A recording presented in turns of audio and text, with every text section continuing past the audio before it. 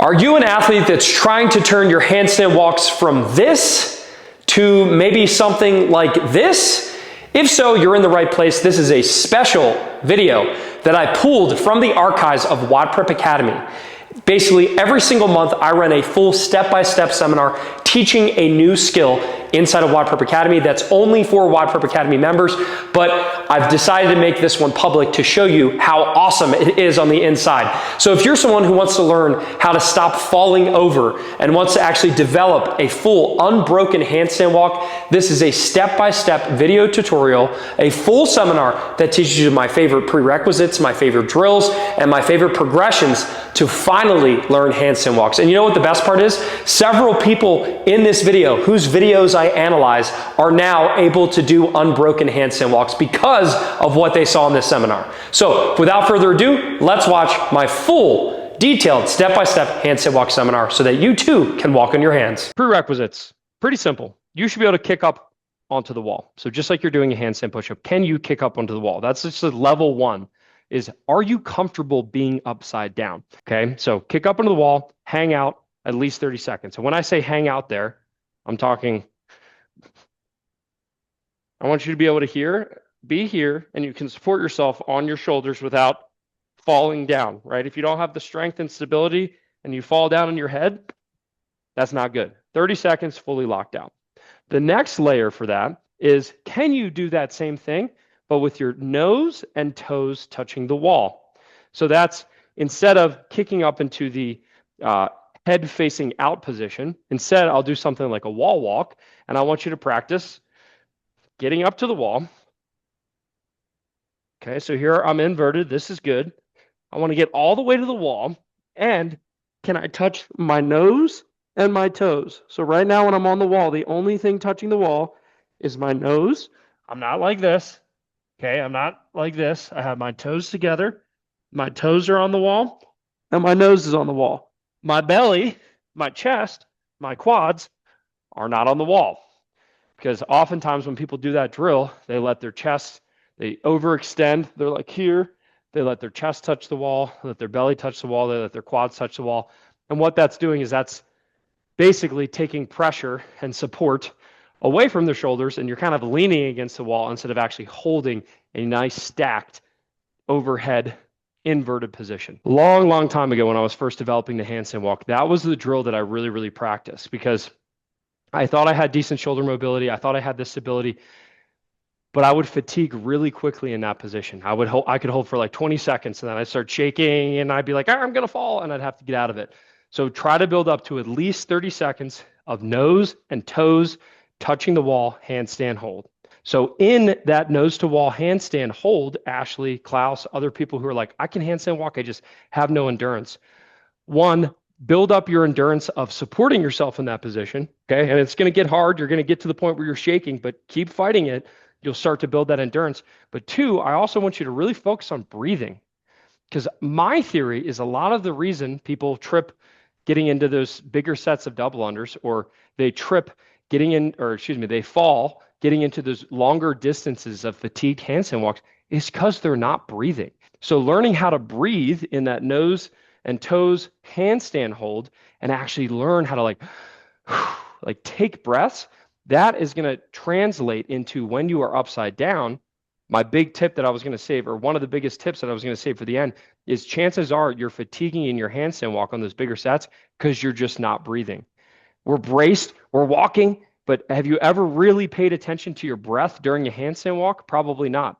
I know for me, when I learned how to get really good at handstand walks, and I'm still, I'm not the best in the world at it, but it's one of my favorite movements. When I actually started learning and teaching myself in the middle of the workout, it's like, hey, I know I can walk on my hands. I don't need to focus on that. What if I just focus on my breathing and actually taking nice deep breaths during that handstand walk while I'm fatigued?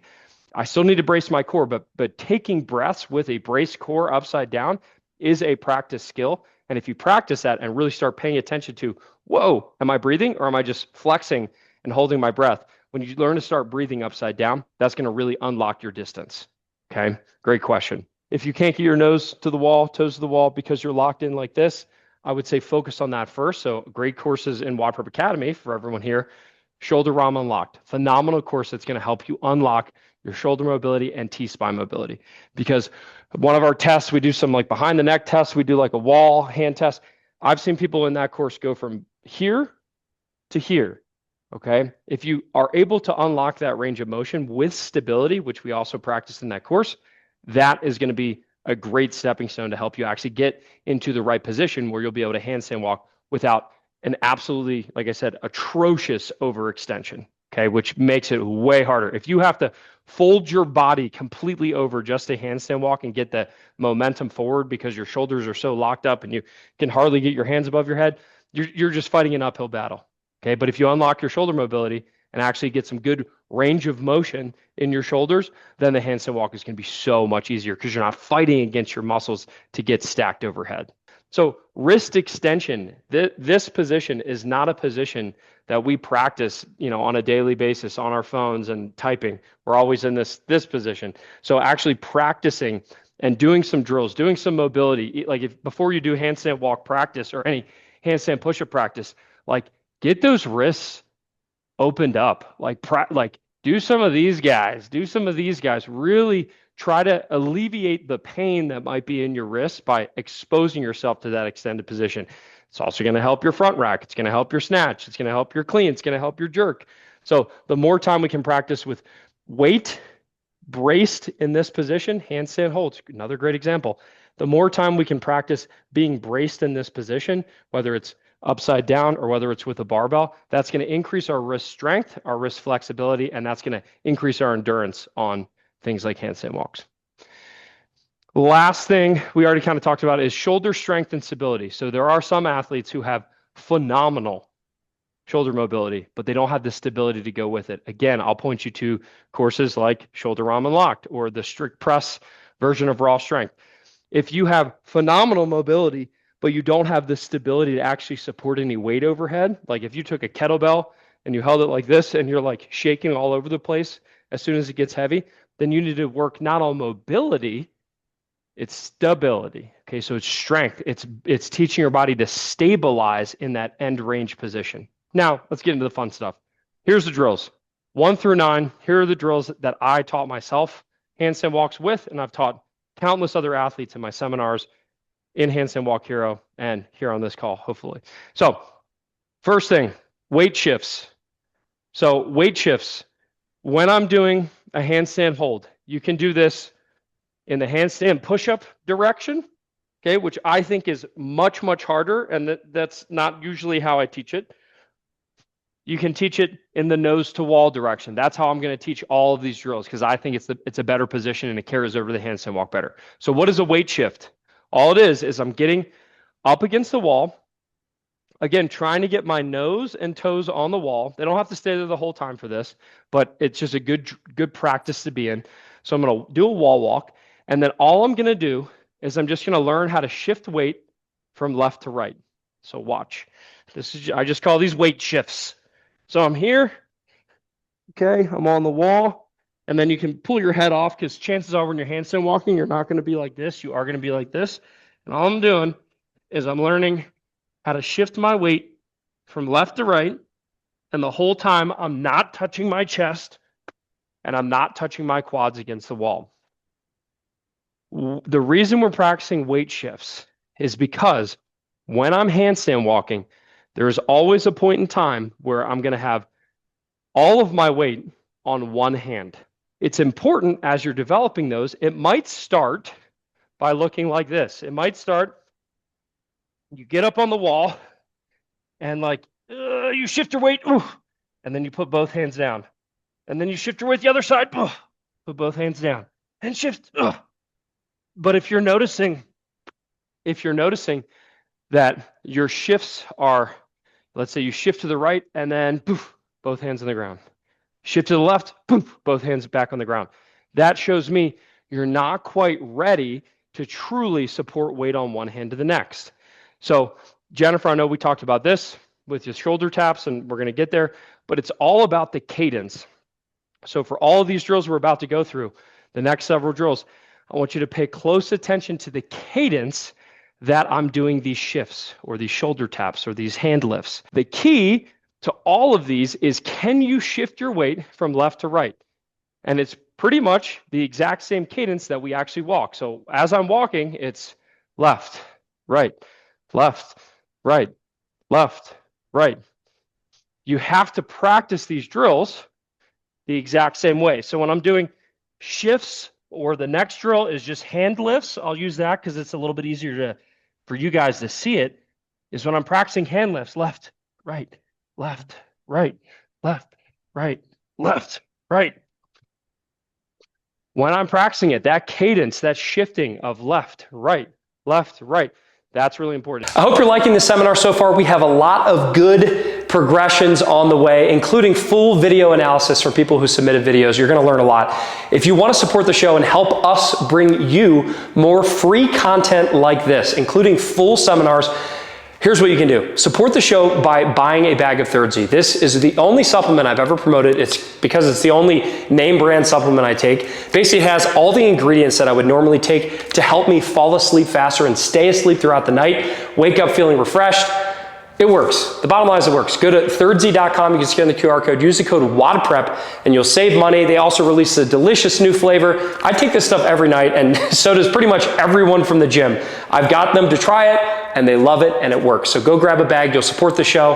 And with that, let's get back into some handstand walk development. The next level, when we've practiced the weight shifts, we've gotten to a place where we're actually comfortable now lifting our hands, even if it's just a half of an inch or a couple millimeters. Like, you're starting to get into the habit of lifting your hands off the ground and actually being able to have this hand off the ground, shift your weight. Now this hand's off the ground. Once you can get your hands off the ground by a significant margin, let's say 3-4 inches or however many millimeters that is, I don't know, centimeters, millimeters, I don't, these things don't make sense to me. But once you can get your hands off the ground about yay high, that's when I like to practice this drill. This is just plate step-ups. And all we're doing here is I'm going to put plates. This is infinitely scalable. These could be 45-pound plates, 35-pound plates. They could be multiple plates. It doesn't really matter. This one's a really good one to scale. When I'm in this position, again, I'm going to put the plate maybe just outside where I normally have my hands, not too wide. I'm going to get myself on the wall, and all I'm going to practice is shifting my hands on and off the plate. Because what happens is the plate is forcing my hands to actually lift off the ground and replant. There's no way you're getting your hand up onto a plate without really shifting your weight onto the support hand. Okay, I don't really care how you do that. You could go like right, left, or it could be right, left, right. The key is I'm just practicing getting my hands off the ground and up onto something supported. The reason that's important is because when we handstand walk, when I'm here, like imagine I'm upside down. When I'm here, when I walk, I lift and step. I lift and step. I lift and step. So if you're someone who can only do hand lifts like this and you keep your arms totally straight, you're not going to be like, imagine me trying to walk and I'm like, right, I'm not bending my foot and actually planting it down. When I walk, normally I lift my feet and plant, lift my feet and plant, lift my feet and plant. That's what we're practicing here. Lifting our hands, planting, lifting our hands, planting, lifting our hands, planting. I usually do nice skinny plates like this, but you can make this more difficult. And then eventually the goal is to get rid of the plate and do shoulder taps. So the shoulder taps, remember, it's all about cadence. A lot of people when they get, and I know Jennifer, we've been working on this, and I know I have a video to review. When I'm practicing shoulder taps, I am not just going here, here, right? You can see the cadence is off. Instead, I want to get really good at shifting left to right. So I'm and right and left and right and left. I'm shifting almost immediately into the other hand. I'm really trying to focus on maintaining that cadence. And again, trying not to let my chest or my quads touch the wall. So did everyone see the difference there between here versus left and right and left and right? That's like the sweet spot where I think a lot of people, a lot of coaches even miss it. It's like, oh yeah, you can do like 20 shoulder taps. But if the shoulder taps are here, here, here, right? And with a big plant of both hands on the ground, it's not going to translate into actually handstand walking. We have to go left and right and left and right. So that's the next level. Another really good one that I don't see a lot of other coaches program or suggest is hip taps. The reason I like hip taps is because it requires a ridiculous amount of balance on a single hand. So instead of the traditional shoulder tap, where I'm here, okay, or you could go across your body, that's fine. I'm practicing this. Can I get my hand all the way up to my hips or my knees? I like to do my hips because it forces me to, instead of just going like this, right? Because that's not how you're going to handstand walk. When I handstand walk, I pick up my hand and I plant it. So doing hip taps, I like to keep my elbow close and I reach up, touch my hip, back down. Reach up, touch my hip, back down. Again, for that cadence, our cadence will need to be a little bit longer, but that's kind of the equivalent of if I'm kicking up on the wall, for me, I can go pretty fast on my hands. That hip tap is really useful because when I'm trying to go fast on my hands, what am I doing? It's like I'm running. What happens when we run? When I run, I'm not running like this, right? When I walk, I might have steps that are this far, but when I run, my steps are way out here. So if we're trying to learn how to go faster with a handstand walk or have the ability to go nice choppy steps versus long striding runs or steps, that's where I like hip taps because it changes the cadence. Like if I can do shoulder taps that are like this, 1 and 2 and 3 and 4, the hip taps are 1 and 2 and 3, right? So the beat changes, the cadence changes, which will translate into being upside down. So as an example, like if all you know how to do when you handstand walk is short, choppy, like if that's all you got are like these short, choppy steps, you're putting yourself into a really small box where your balance has to be perfect to support those really choppy steps. However, if you have the ability to take big steps and short steps, then even if you're a little bit too far forward, you can catch up by taking longer steps. Or if you're about to fall backwards and you like, if you took a big step, you're immediately going to throw yourself off balance. You pull yourself forward, kind of like what I did right there. You can take nice, short, choppy steps. So that's why it's important. All through all of these drills, the cadence sort of changes, but the cadence is always smooth from right to left to right to left. And that's going to help us learn how to do something like nice, short, choppy steps. And then if I need to, I can take really long steps as I increase my speed on the handstand walk. Another great drill to add in are wall balances. So when it comes to actually handstand walking, we don't have the luxury of always having this wall. We need to know where our balance point is. We need to speak the language of finding our balance. So a wall balance is simply, I usually like to, you can kick up on the wall because I think it's a little bit less scary.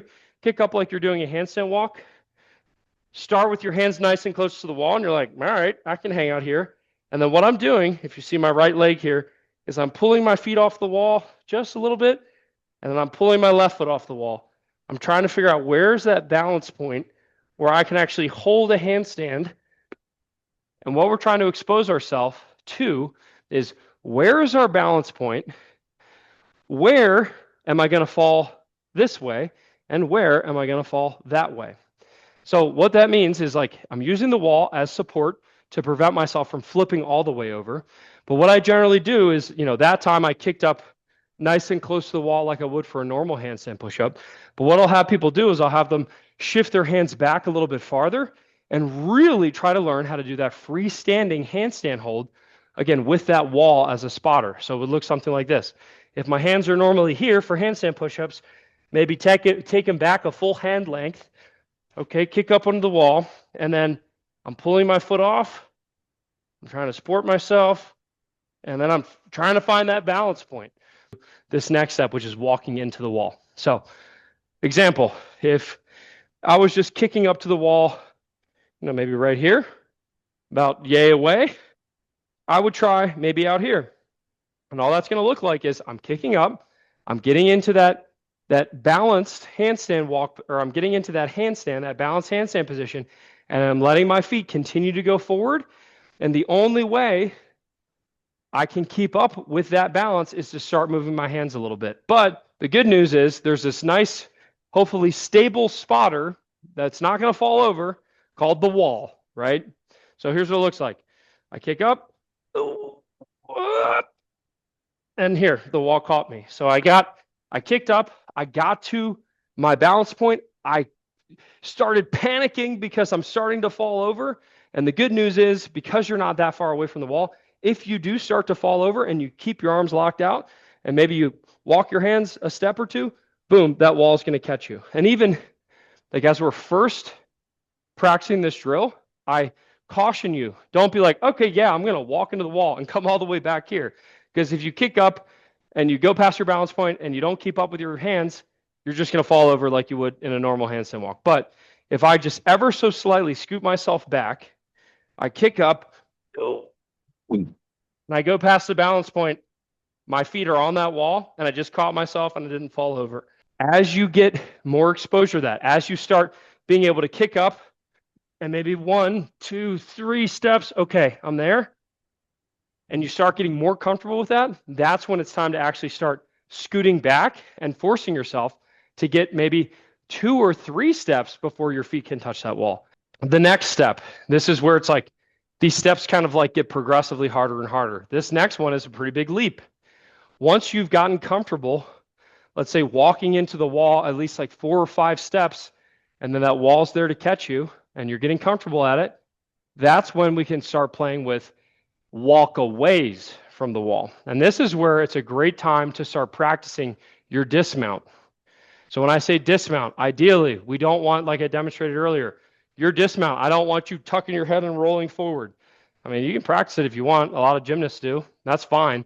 But usually, when you're going to fail the handstand walk, everyone does. Literally everyone fails it. So when you're doing your handstand walk, we want to start learning how to fail gracefully. And again, if you don't have a spotter, if you don't have someone to help you out with that PVC pipe, which again, we're going to talk about here in a second, this is a great drill. So we just practiced walking into the wall. Now I'm going to do a wall walk, and I'm going to try to walk away from the wall. And I encourage you, before going for just like I wouldn't say, go for a 1 rep max snatch. Pick up the bar and just go for a 1 rep max, right? That's not what we're going to do with the handstand walk. So I don't want you to do this drill and then say, I'm going to walk as far as I can. See what happens. Screw it. No, what I want you to do is do it in bits and pieces. Just like walking into the wall, we slowly took a half step back, and we're getting better and better and better at finding that balance point, walking a couple steps, being caught by the wall. Same thing here. I want you to get your nose to the wall. Okay, so here's my point, nose to the wall, toes to the wall, and then I'm going to practice maybe kicking off slightly and then let the wall catch you. So I'm kicking off slightly, maybe a step or two, let the wall catch you. Do it again. I'm off the wall, walk, let the wall catch you, right? Just get practice getting past your balance point to where you can actually start to walk forward, and then maybe walk a little bit extra so that you're always falling back in the right direction. After that, I like to layer on, okay, now let's practice what happens when we go too far forward. Okay, this is the one that's scary, and it's just a part of learning handstand walks. If you're going to learn handstand walks, you have to practice dismounting when you're off balance the wrong way, the scary way, I'm going to fall forward and do some sort of barrel roll way. So here's what I like to do. I'll get athletes to come up against the wall. What's cool about this is like you don't have to worry about the kick up at all, because I'm like almost at my balance point right now. I get slightly past my balance point. Okay, I'm spotting myself. And then I want you to kick off, step, dismount. The dismount, and my shorts are untied. We practice this. If you go to YouTube and you just type in handstand, it's like HSW seminar WODprep or something like that. I'll make sure to include it in the call notes. There's a seminar that Melissa and CJ ran where they teach people how to dismount properly. Highly suggested, but basically it's like when you are falling forward and you feel like you're off balance, the key is you plant one hand You push off of it, and the goal is to be able to dismount to the side. It's like a sort of like a cartwheel. Okay, so I'm falling forward, I press off my hand, and I dismount to the side. Let me show you that one more time. Okay, I'm here, nose and toes to the wall, and then I get maybe past my balance point, and then all I'm doing is I'm pressing off one hand, dismounting to one side. Get in the habit of maybe practicing both sides. I always tend to go that way, but just practice going past the balance point and then learning to bail without catastrophic failure. Last but not least, the PVC spotter drill is a great drill to help you get exposure on the open floor. There's no wall to support you. Get exposure on the open floor to handstand walks. What's cool is that this drill, much like the others, is pretty much infinitely scalable. And here's what I mean. Imagine someone is kicking up into a handstand walk. The goal of a PVC spotter is to make sure that that athlete does not have a catastrophic fall. I always have the spotter. Don't start like this. Don't start like this. When I'm PVC spotting, I'm in a brace position and I'm here. Okay? So the athlete is going to kick up into their handstand, just like they would against the wall, except instead of having a wall, I am the wall. The PVC pipe is the wall, which is why it's really important to be braced. Because sometimes when they first do this, the athlete panics a little bit and they smash into that PVC pipe. And that's okay. If you're there and you're braced properly and the PVC pipe is in front of your face, you will not get kicked in the face. If you hold your PVC pipe down here, I will not guarantee you won't get kicked in the face.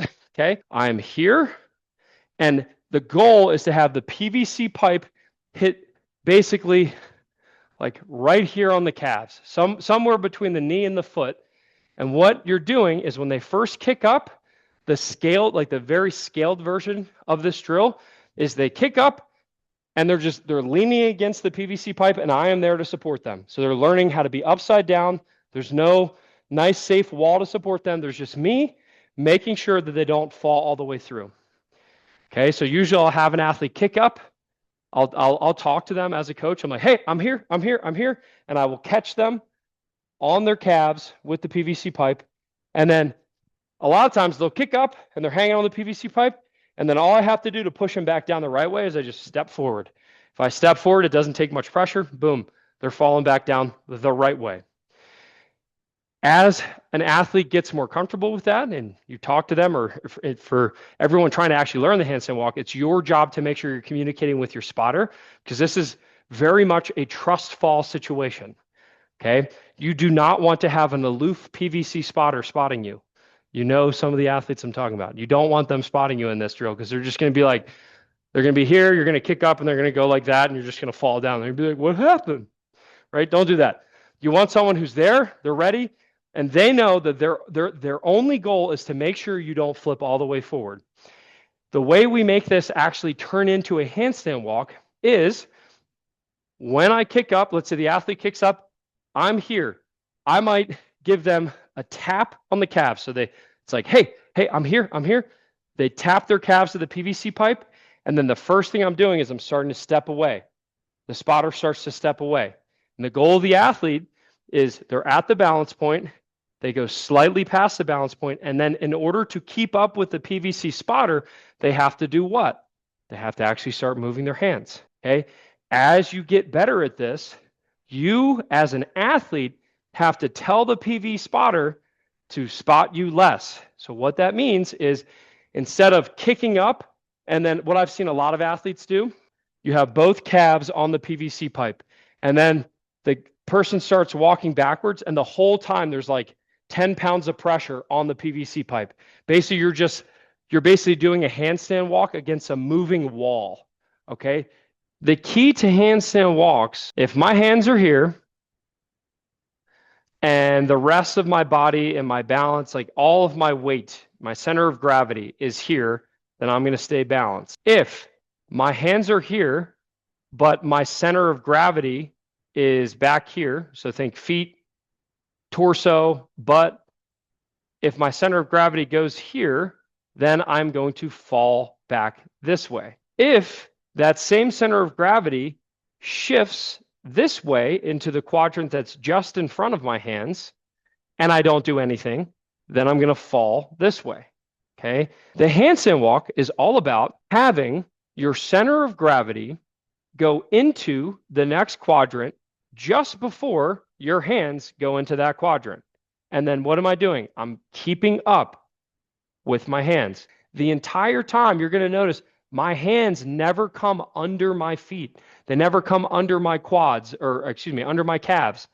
My calves and my feet are always ever so slightly in front of where my hands want to balance. Okay, so far in this seminar, I've covered a lot of progressions, prerequisites, drills, different levels of development for your handstand walks, whether you're a beginner just getting started all the way to someone who's learning how to walk. Now, what we do in our skill seminars is I always give detailed video analysis, and this is where you are going to learn a lot. So I take all of the pre-submitted videos that athletes submitted from WODprep Academy ahead of time, and I'm going to analyze them and show them what they're missing, what they can work on. And what's so cool is that we don't even have it in this video.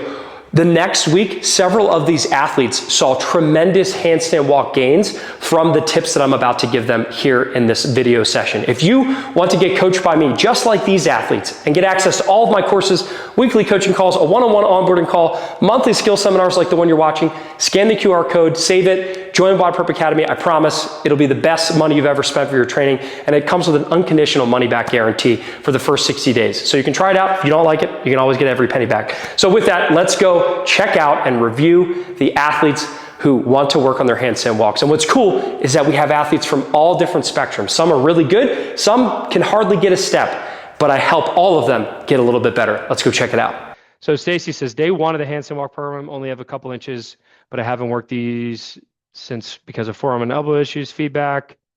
I know I need to get my feet over more. Okay, so let's look at it.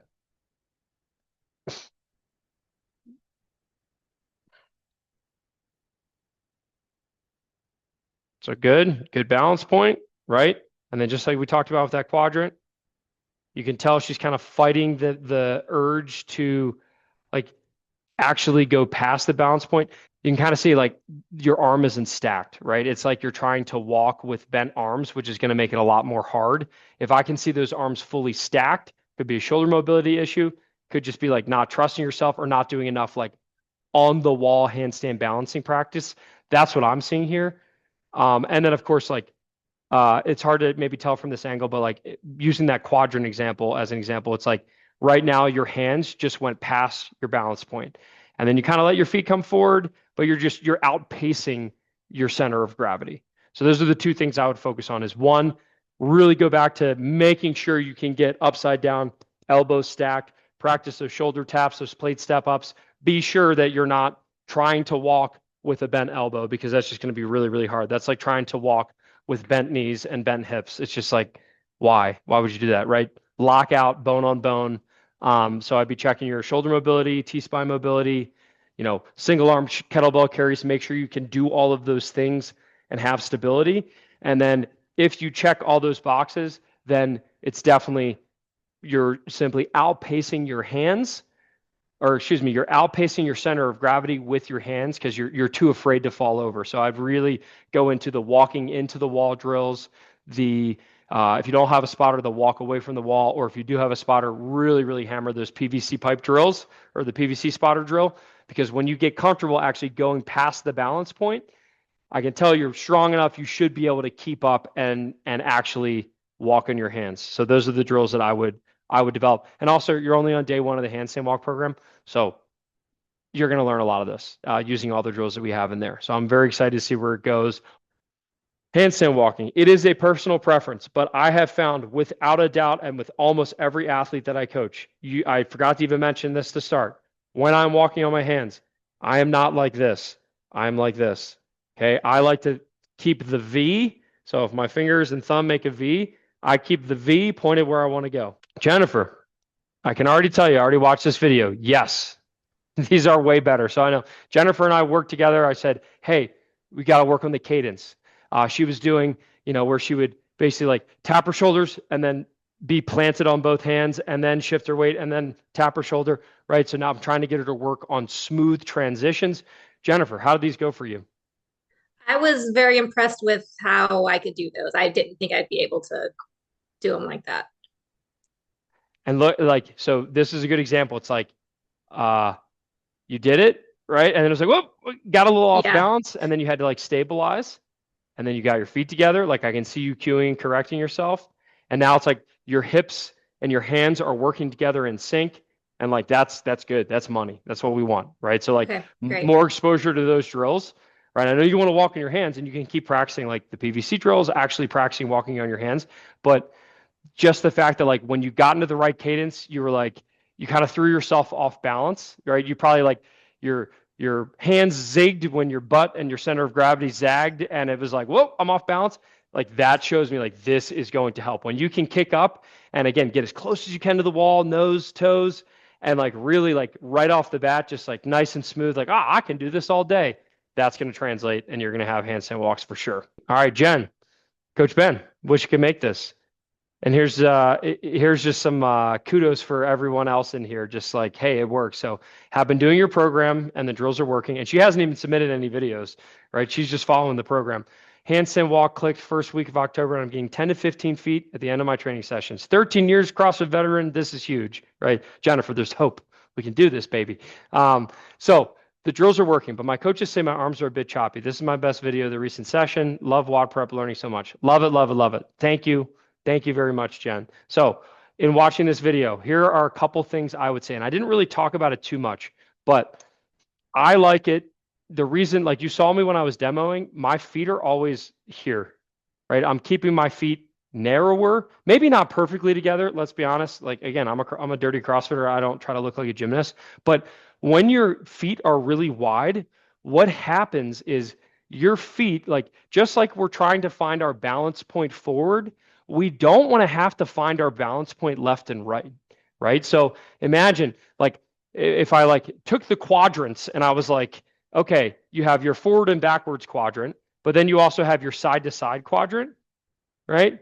Like I want everything to be balanced within your hands.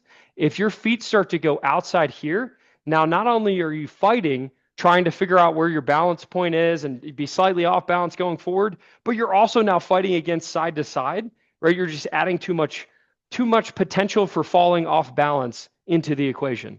So if you can try it, I would say one drill, you know, going through all the drills that we work through, the progression, I I'd really see how does it feel when you actually try to keep those feet together? Because if your feet are together, you're going to have less of this side to side pulling from gravity, and it'll hopefully make you stay a little bit more balanced and controlled. So that's the first thing I notice here. Next, based on what I'm seeing with your hands, it does see like it again, it's hard to tell with this angle. It does see like maybe your fingers are pointed forward instead of pointing slightly out at that 45 degrees. Like the V of your thumb and index finger, where is that pointing? It's a little bit hard to tell, but I think maybe the reason it's feeling a little bit choppy is because your index and middle finger are pointed forward. I would say, Jen, like Bert, by the way, that was awesome. And look at the smile. You're so stoked. Like I love that. That makes me so happy. I would say two things. Try to keep your feet glued together. Now, that being said, some people get away with the wide feet. Some people that works best for them. And if it works best for you, it works best for you. The other thing I would say is let's try to externally rotate our hands, which just means again, instead of index and pinky and middle finger all pointed forward, try to almost point your thumbs forward and see if that makes it so that you feel a little bit smoother with your walking. I can see what your coach is saying, choppy, but your like timing and everything's pretty good. Like it's a little, you know, like it goes left, right, a little bit of a pause, left, right, but like everything I'm seeing here is really solid, especially if you started with not being able to walk in your hands. Those are just a couple cues I would give you, and keep practicing the drills. Like another thing to think about is like, all right, when you're walking your hands, obviously there's going to be times where you're like left, right, pause, left, right, pause. But if you can start to think about that whole quadrant thing, like how can you make it so that your handstand walk is perfectly in sync with your fall forward so that it's just left, right, left, right, left, right, left, right. See if you can get a nice smooth cadence with your hands, and then it won't feel so choppy. All right, Jen. So unfortunately, didn't see the kick up, but I'm imagining it looks like you're doing a pretty good job staying balanced. You have great mobility. Okay, I would say you're probably looking farther forward than you need to. I know it's a little bit scary, but like if I overextend my head, like in that Pez dispenser position, it's a little bit harder for me to stack properly. So maybe instead of trying to look like here, right, just don't look so far out in front of your hands, and that'll help you be a little bit more stacked. You're nice and light on your hands, which I like, but you can tell like I mean pretty much all that's happening here is using that whole quadrant explanation thing. It's basically you get up, you're balanced, and it kind of seems to me like you're trying to use your hands to pull you forward. And then it's like right there you had to stop on both hands. I'll try to slow it down. So right here, you stop on both hands, and then what do your feet do? You have to like pull your feet forward just to get into that next quadrant where gravity's pulling you forward. So again, what I would really focus on is rather than trying to walk forward from a balance position, which is harder and that's more of a pure gymnastic style position, which is harder to learn. It's going to take years to develop. I would suggest go back to that quadrant thing and figure out how can you get up into your balance point, your positioning solid. You need to let your feet, center of gravity, go forward, and that pulls you forward into this controlled fall rather than what I'm looking at here is you get up, you get balanced, and you like take a couple steps, and then you let your feet catch up. You take a couple steps, let your feet catch up. Take a couple steps, let your feet catch up, which means you're really good at balancing, but it's going to be a lot easier if your feet go forward first. So in this position, you can see your feet's back here. If your feet were here, pulling yourself forward, and then your hands were just keeping up, it would be way smoother and you wouldn't have to keep fighting this balance point, if that makes sense. PVC drill would be really, really beneficial here. Is like in a low risk environment, how can you let yourself understand what it feels like to be falling forward while your hands are keeping up? Klaus, feel like it'd be more efficient, fatigue less, get my shoulder angle more open to some extent, maybe lack of mobility, but then again. So based on what you've seen so far, Klaus, before I even watch this video, what are you thinking is going on with your handstand walks? Yeah, I still think it's a bit of like the shoulder angle that makes me fatigue faster than I would need to.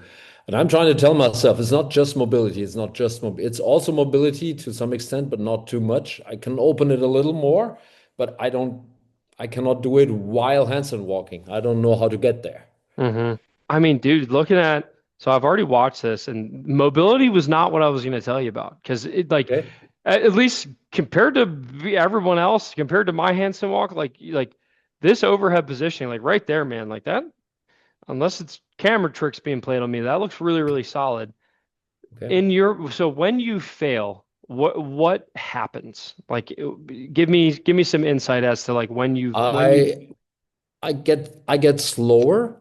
I don't move forward anymore. And sometimes I just stand there for some seconds and then I need to get down because I don't know how to, you know, how to propel so myself forward. Yeah, yeah. So, and I think that all comes down to that, like, again, like we're falling forward in a controlled way where our hands are barely keeping up. So, like when I look at this, like this is really solid, right? You pass the quadrant test. Okay, your hands are here, and then where's your feet? Where's that center of gravity pulling you? It's pulling you forward. So you can see this is all really smooth.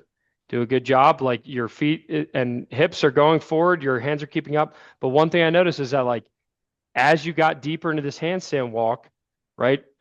I don't know if it's your hands are taking a bigger step because you're getting tired. I don't know if it's maybe there's just the timing is off a little bit. Your hands are just barely outpacing your falling. But you can see here, and of course, I didn't even see you fail in this video, but what happened here is like you went from nice small steps.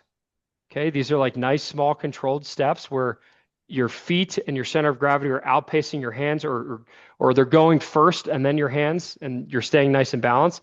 And then as you get tired, there's like a couple times like right there, that's a bigger step, right? You start to maybe take some bigger steps. And then as soon Mhm. as you take that big step, you're like in back to the quadrant idea. It's like if I take a big step, now your hands have caught up to your feet and you're balanced. And then you have to use energy to force yourself to get off balance again so you can walk Mhm. forward. So Mhm. if I had to guess, like if maybe watching some more videos would help, but if I had to guess, there's probably something as you get fatigued, you might start taking bigger steps. It could also be simply, just like I mentioned earlier, have you ever thought about breathing during a handstand walk? Like, Yeah, breathing is have you ever one, paid it's one attention to aspect that? of it. I tell myself to breathe, but it Mhm. doesn't come naturally. And then another thing with the breathing is like a lot of times when people are breathing upside down, they actually they like lose their bracing. You got to be able to like breathe and brace. The other like little random thing is, your feet are wide, they're bent, they're like, this is okay. And then it's like, it happens to everyone. It's like every once in a while, your feet will kick in a weird way. And then just that little kick of your foot back can cause you to get off balance and fall down. Mm. Unfortunately, next time, and you can obviously like upload this in like the next office hours. I would love to see like a video of you kicking up, or like, and if you can get it on film, I'd love to see you fail. Like maybe even do like a sideways video instead of a vertical one. Like kick up, do your handstand walk, and like maybe when you're really fatigued, show me you failing, because maybe that's how we can identify where exactly it's breaking down. Because this one looks great, right? You walked all the way through the frame. I can't really see too much failure. Your mobility looks really solid to me. Okay. So it could be the issue, but what I'm seeing, it's probably not. So Ashley says, "Oh, I thought you were going to be on the wall, but here you are." Okay, really, really good. I like everything about this. I think, okay, in terms of fatigue, I would agree with you that you could be more stacked. So here's where it's like, okay, you have the handstand walk. How can we optimize it? Just like when someone gets a toes bar or a bar muscle up and it looks really ugly because WODprep told me to do it this way and I got it and I'm excited. Then, just like a sculpture, right? Imagine, what is it, Michelangelo, like, chiseling a sculpture. It might look ugly at first, then we refine it, we make it pretty, and we make it beautiful. So you have the movement, you check that box, you got it. Now, where are the inefficiencies coming in? With the Tosa bar, right? If an athlete can only do the tuck and flick method, I will be like, hey, you better learn how to do a straight leg, beautiful gymnastics Tosa bar, because there's going to be a time where your hip flexors fatigue. And if you don't know how to do the Tosa bar the gymnastics, sexy, pretty way, you're actually doing yourself a disservice. Okay, so that's an example, an analogy. The same thing goes for handstand walk. So here, yes, I say keep your head, just like with Anna, I was like, your head's maybe too neutral and you're trying to be too much of a gymnast.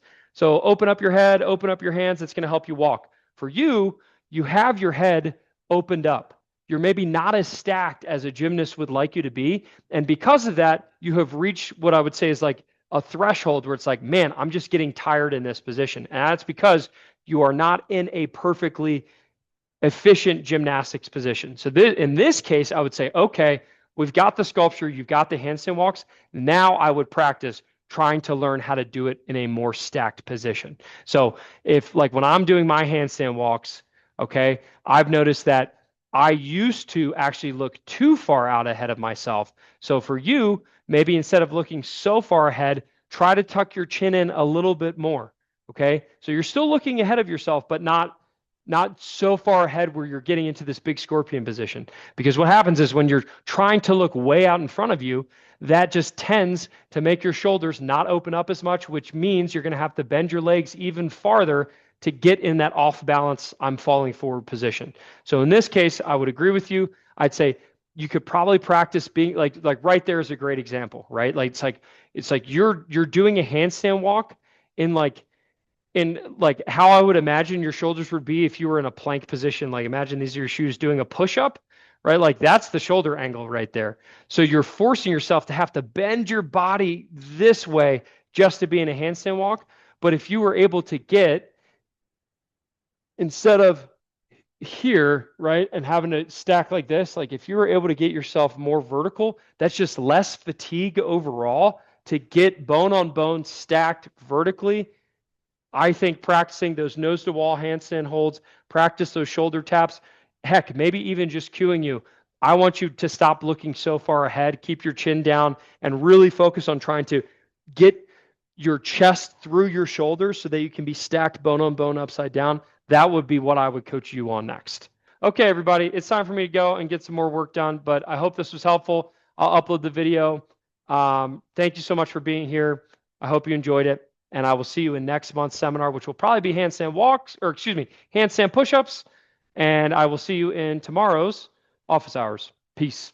So I really hope you like this video. Hopefully you can pick up 1 or 2 drills that you're going to use in your own handstand walk training. Leave a comment below on what is one drill that you are going to apply in your training. Write in the comments below. I would love to know. Also, if you're someone who wants to get coached by me, just like the athletes you saw in this video, if you want to attend monthly skill seminars, get access to video coaching from me every single day, live weekly coaching calls, and access to all of my training programs, not just handstand walks, but all of them, then scan the QR code on the screen, join WODprep Academy. It comes with a 60-day unconditional money-back guarantee. It comes with an onboarding call with either myself or one of my top coaches, and we have literally everything you could possibly need to go from scaled to RX and beyond inside of WODprep Academy. It's the best thing going here at WODprep, and that's why we wanted to release this free preview to show you how awesome it is. Imagine having access to a seminar like this on all the different topics every single month, plus weekly coaching calls and all the other good stuff that I can't even mention in this video. So scan the QR code, learn a little bit more, and I would love to welcome you inside of WODprep Academy. And again, it does come with a one-on-one video call with a coach, so you won't have any confusion. You won't have to think about, where do I start? What do I do next? We will guide you every step of the way. So scan the QR code. You'll get a big discount on it. Comes with a money-back guarantee. I hope to see you inside of WODprep Academy.